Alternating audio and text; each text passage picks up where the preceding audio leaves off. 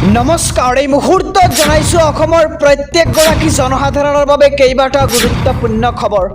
আজি হৈছে 14 জানুৱাৰী। আজিৰ দিনটোতে অসমৰ লগতে ভাৰতবৰ্ষৰ বিভিন্ন প্ৰান্তৰ পৰা কেইবাটা গুৰুত্বপূৰ্ণ খবৰ একত্ৰিত কৰা হৈছে। এই মুহূৰ্তত জনাইছোঁ আজিৰ প্ৰথমটো খবৰ। আজিৰ প্ৰথমটো খবৰেই ৰাজ্যবাসীৰ বাবে এটা ডাঙৰ খবৰ। PM কিষাণ আঁচনিৰ এটা ডাঙৰ আপডেট। কৃষক সন্মান নিধিৰ ধন ৬,০০০ টকাৰ পৰা হ'ব পাৰে ১২,০০০ টকা। এই মুহূৰ্তৰ খবৰ আমি জনাই যাম SB অসম মিডিয়াৰ সমূহ দৰ্শকক। এইবাৰ বাজেটত কৃষকক ডাঙৰ উপহাৰ দিব পাৰে নিৰ্মলা সীতাৰমণে।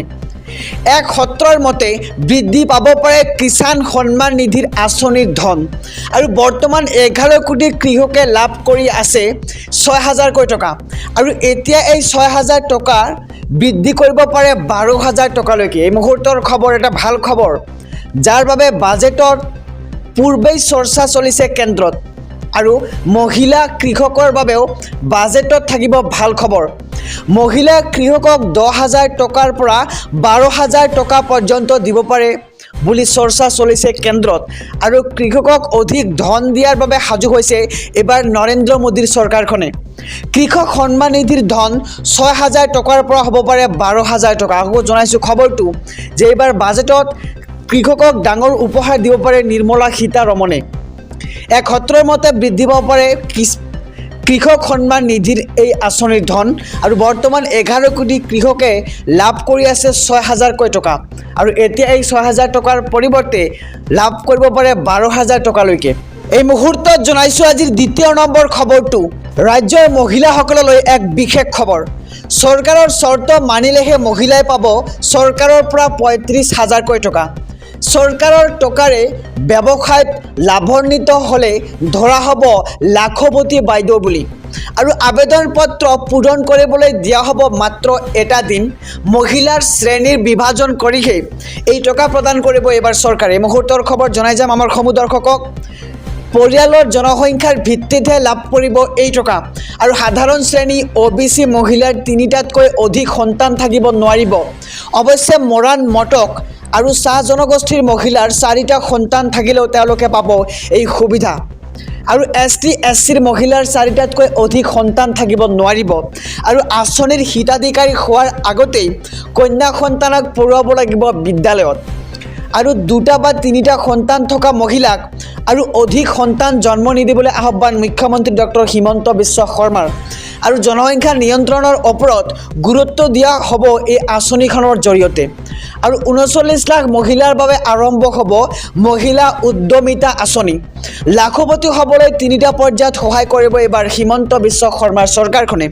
আৰু আগন্তুক 18 জানুৱাৰীৰ পৰা পঞ্চায়তে প্ৰদান কৰা হ'ব আবেদন পত্ৰসমূহ। আৰু আগন্তুক 18 জানুৱাৰীৰ পৰা 25 জানুৱাৰীলৈ প্ৰদান কৰা হ'ব এই আবেদন পত্ৰ। চৰকাৰৰ চৰ্ত মানিলেহে এইবাৰ মহিলাসকলে পাব হিমন্ত বিশ্ব শৰ্মা চৰকাৰখনৰ পৰা ৩৫,০০০কৈ টকা। আৰু চৰকাৰৰ টকাৰে ব্যৱসায়ত লাভান্বিত হ'লে ধৰা হ'ব লাখপতি বাইদেউ বুলি। এই মুহূৰ্তত জনাইছোঁ আজিৰ তৃতীয় নম্বৰ খবৰটো। লাইচেন্স লাৰ্ণাৰ ফিটনেছ চাৰ্টিফিকেটৰ বাবে যাব নালাগে এইবাৰ DTO অফিচলৈ। DTOৰ কাৰ্যালয়লৈ নোযোৱাকৈ লাভ কৰিব এই লাইচেন্স দিবলৈ কোনো কাৰণতে DTOৰ প্ৰয়োজন নাই। কাৰ্যালয়লৈ নোযোৱাকৈ লাভ কৰিব ফিটনেছ চাৰ্টিফিকেট আৰু ড্ৰাইভিং লাৰ্ণাৰ। পৰিবহণ বিভাগক গুৰুত্বপূৰ্ণ নিৰ্দেশ দিলে এইবাৰ মুখ্যমন্ত্ৰী ডক্টৰ হিমন্ত বিশ্ব শৰ্মাই। কাৰ্যালয়লৈ নোযোৱাকৈ লাইচেন্স দিবলৈ পৰিবহণ বিভাগক নিৰ্দেশনা মুখ্যমন্ত্ৰী শৰ্মাৰ। আৰু চৰকাৰী বিষয়াক লগ নকৰাকৈ পাব লাগিব লাইচেন্স লাৰ্ণাৰ আৰু ফিটনেছ। মন্ত্ৰীয়ে ফোন কৰিলেও লাইচেন্স দিব নোৱাৰিব বিষয়াই। লাইচেন্স লাৰ্ণাৰ ফিটনেছ বিতৰণ কৰিবলৈ নিৰ্মাণ কৰক একোটাকৈ চেণ্টাৰ। পৰিবহণ বিভাগৰ কাম কোনো লাইচেন্স নোহোৱাকৈ বাহন চলাইছে।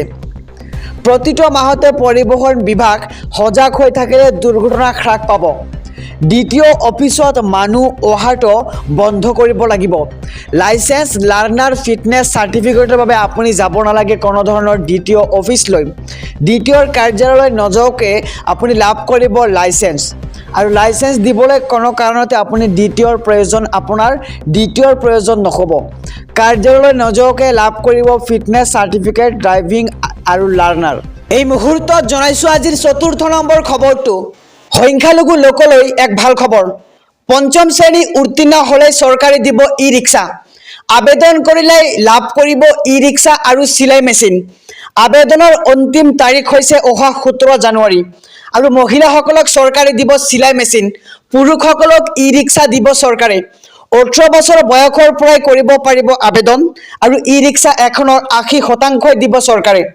সম্পূৰ্ণ বিনামূলীয়াকৈ দিব চিলাই মেচিন। আৰু মুছলমান সহ 6 সংখ্যালঘু সম্প্ৰদায়লৈ চৰকাৰৰ ডাঙৰ আঁচনি। মুছলমান, খ্ৰীষ্টান, শিখ, বৌদ্ধ, জৈন, ফাৰ্চীয়ে লাভ কৰিব সুবিধা। আৰু আবেদন কৰিবলৈ লগ ইন কৰক। এটা ৱেবছাইট মুকলি কৰা হৈছে আপুনি আবেদনৰ বাবে amdb.assam.gov.in। আকৌ কৈছোঁ ৱেবছাইটটো আপুনি আবেদনৰ বাবে লগ ইন কৰক amdb.assam.gov.in। আৰু আবেদনকাৰীৰ লগত থাকিব লাগিব ভোটাৰ কাৰ্ড। কি আপোনাৰ নথিপত্ৰৰ প্ৰয়োজন হ'ব। আবেদনকাৰী হ'ব সংখ্যালঘু সম্প্ৰদায়ৰ। আৰু পঞ্চম শ্ৰেণী উত্তীৰ্ণ হ'লে চৰকাৰে দিব ই ৰিক্সা। আবেদন কৰিলে লাভ কৰিব ই ৰিক্সা আৰু মহিলাসকলে লাভ কৰিব বিনামূলীয়া চিলাই মেচিন।